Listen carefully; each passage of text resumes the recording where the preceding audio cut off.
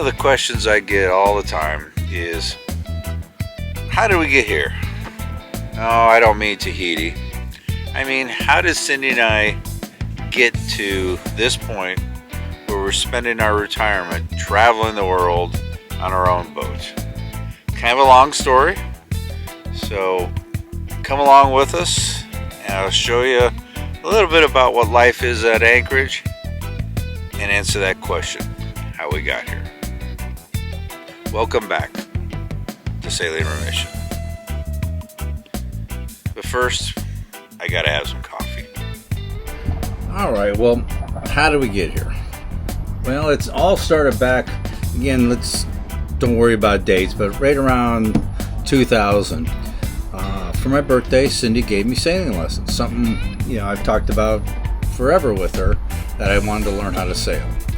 So over Labor Day weekend, we Brant and Mary, her sister and brother-in-law, to join us because they had expressed interest in learning how.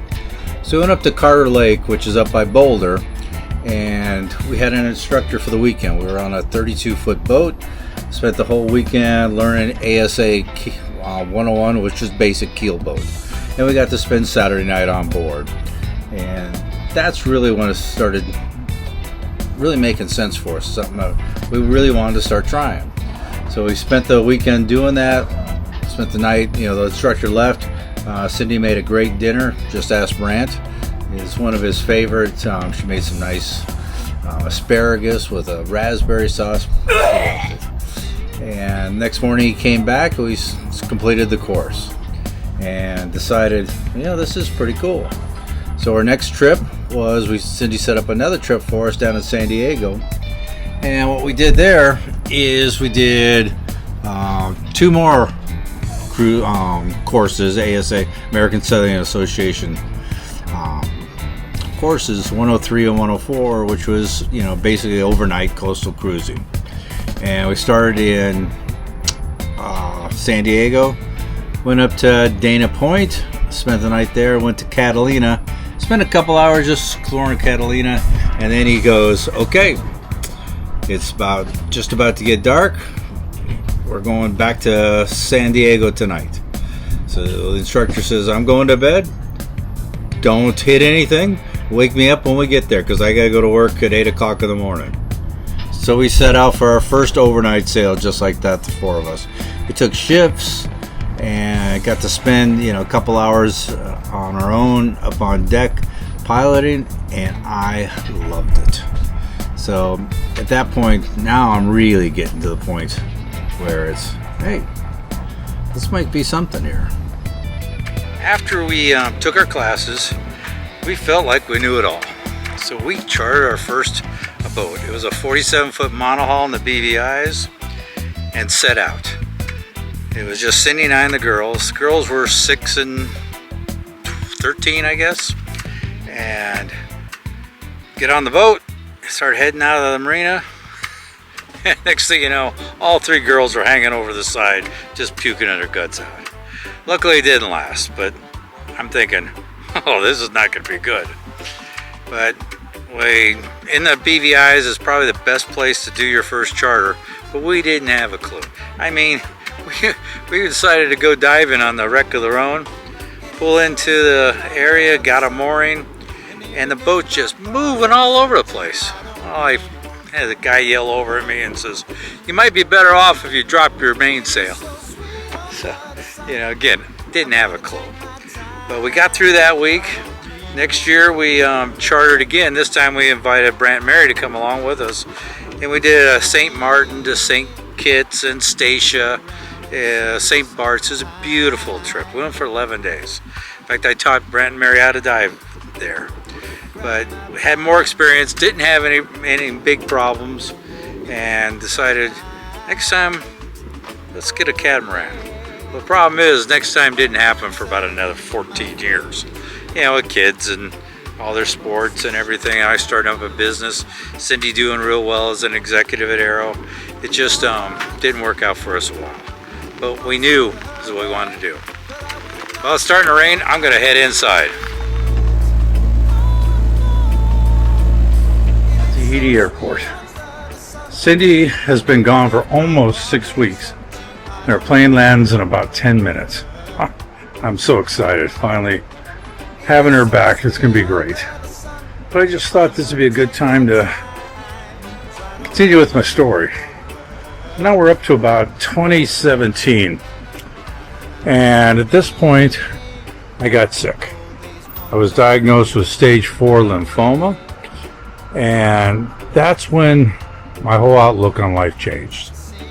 Got through it, so it went through 6 months of high dosage chemo and then did a bone marrow transplant and spent about 1.5 years in recovery basically from that procedure. But that's when I really learned something, that life is pretty precious. We all take it for granted. And so I really started to come up with a mantra, and something I live by today is live every day. So that just further got me closer to realizing my dream of living on a boat, and came up with a name right then of Remission for our boat, because as long as I was in remission, I could live on the boat. So through 17, and that goes, recovery and everything. Really, I didn't really start feeling good until around Christmas of 18, and we went to our first boat show, the Miami Boat Show, in February of 19. And that's where we started looking at the cats. More to come. So we went to our first boat show and started looking at cats. That's all we looked at. Didn't really know a lot about them since we hadn't chartered one yet or spent really any time on them. And it really started getting real for us at that point. There was no doubt that a cat was how we wanted to go, and we really started to fall in love with a manufacturer called Bali, because it had just so much room. And the Bali 43 was our favorite at the boat show. So we decided at that point, we met some people that did brokerage, talked to them, and decided to charter a Bali 43 as our first catamaran. So we got it on the books. We invited some family to go with us, and that next September, we were on our first charter.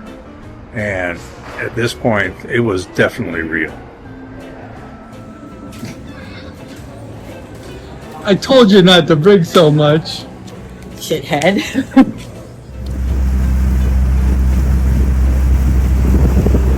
After we took our classes, we felt like we knew it all.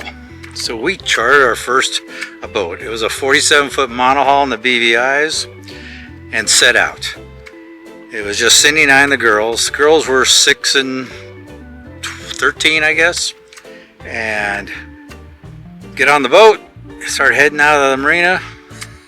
And next thing you know, all 3 girls were hanging over the side, just puking their guts out. Luckily it didn't last, but I'm thinking, oh, this is not going to be good. But in the BVIs is probably the best place to do your first charter, but we didn't have a clue. I mean, we decided to go diving on the wreck of the Rhone, pull into the area, got a mooring, and the boat just moving all over the place. Well, I had the guy yell over at me and says, "You might be better off if you drop your mainsail." So, again, didn't have a clue. But we got through that week. Next year we chartered again. This time we invited Brant and Mary to come along with us. And we did St. Martin to St. Kitts and Statia, St. Bart's. It was a beautiful trip. We went for 11 days. In fact, I taught Brant and Mary how to dive there. But had more experience, didn't have any big problems, and decided next time, let's get a catamaran. Well, the problem is, next time didn't happen for about another 14 years. With kids and all their sports and everything. I started up a business. Cindy doing real well as an executive at Arrow. It just didn't work out for us all. But we knew this is what we wanted to do. Well, it's starting to rain. I'm going to head inside. Well, after our charter on the Bali, which we absolutely loved, we decided, let's charter some more. So through COVID, I chartered had set up a charter, but obviously everything got put back, and we finally were able to get a one during COVID in the U.S. Virgin Islands. So we tried a different boat. We tried a Lagoon 45, a little bit bigger than the Bali 43, and we still had 8 people on board, and a little bit of room made a big difference. I love the Bali, but the 45, you know, the room was much better. So next we chartered actually a Lagoon 40, a much smaller one. This time we took the family. We took the girls, you know, and their partners and kids and everything, and that was workable. I was surprised that, you know, 8 of us could live on it, but, you know, for a week. But I didn't think, you know, that was big enough to live on a full time. So then we set up another charter. This time we set up a 46 Fontaine Peugeot, which is actually a 47 Fontaine Peugeot Sanoa, which actually is the model prior to the Tana we actually got. But we get to the Martinique base, and there was a problem with the boat. So we never even got on it. And they upgraded us all the way to a 54. Woohoo! A 54. Well, it was a great charter. It was a 2-week long charter. Again, 8 people, so much room. But the problem was it was just too big, especially for 2 people. It would have been nuts. It had 6 cabins. So now we've chartered 4 times, 4 times catamarans, and decided, you know, that 45-foot range is probably our sweet spot. And now it's just a matter of convincing Cindy that we really could do this, finding enough money, and then finding when to go. Okay, so we've chartered 4 times, and now it's November of 21, and we go in for our annual meeting with Eric, our financial advisor. And we sit down, and he's going through the presentation, you know, where we're at, where we're going to be, and what difference it would make on us working, you know, until our expected time, which would been, it was September of 23. Yeah, September 23 was when our thought was, okay, I'll be turning 65, I can get up Medicare, and because, you know, health insurance is a big thing for me. And we're sitting down, we're going through it all, and Eric says, you know what, you don't have to wait. I've got you projected to go in April of 22. That'd be an optimal time. Working another 1.5 years isn't going to make any difference down the long run. He says it's time to retire. And Cindy looks at me and basically says, now leave me alone and go buy your damn boat. And that's all I needed. So this is first part of November of 22. By mid-December, we bought a boat, the one we're on, Remission, brand new, that some people had defaulted, you know, on it, and it was supposed to be ready in August of 22. August of 22. So she said, give me 20% down and it's yours. So I wired the money that day, and it was for a Tana 47. Again, we've never seen this boat. We've never been on it, but we bought it. And that is how we did it. And after that, it was just a matter of selling everything we owned. So we sold the house, we sold all our furniture, everything, to be ready for our timeline of August to pick up the boat in France. And of course, supply chain issues happened. And pushed back, and it wasn't ready until the day after Thanksgiving that year. So yeah, another 4 or 5 months waiting, but we got on Remission. And as they say, the rest is history. I haven't looked back, and I've enjoyed every minute of it. So I can't stress enough how happy I am, and I'm hoping Cindy feels exactly the same way. You've seen us videos for about 1.5 years so far of what we've been doing. 1.5 years, shoot, over 2 years now. So I can keep doing the videos. I hope you enjoy them. I know I'm enjoying doing them and loving the life. So the last thing as I end this video, like and subscribe, comment, a whole bit, share it.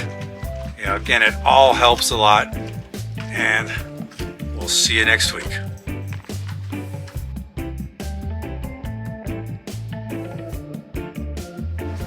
Yeah, there really is a fine line between a numerator and a denominator.